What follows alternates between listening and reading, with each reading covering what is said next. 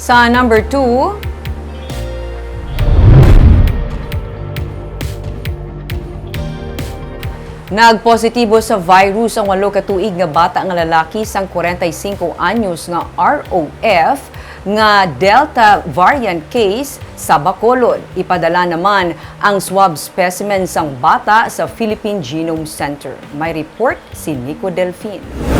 Nagpositibo sa COVID-19 ang 8 katuig nga bata nga lalaki sang 45 anyos nga returning OFW nga COVID-19 Delta variant case. Suno kay Ang, Executive Director sa Bacolod Emergency Operations Center, ipadala man nila ang swab specimen sang bata sa Genome Center. Agud mo usisa kung ano nga variant ang naglaton. Kaya ang city values niya is also lower than 30. So we are entertaining base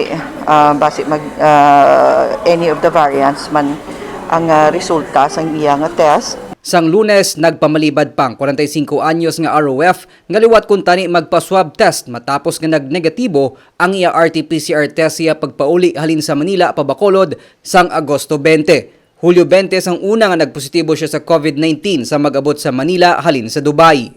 We are expecting nga ang father among maupod sa bata sa isolation facility since he is a minor.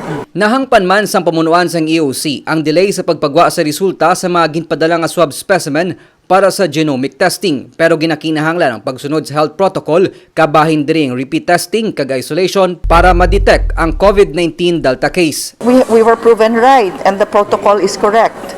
As a matter of fact, they refused.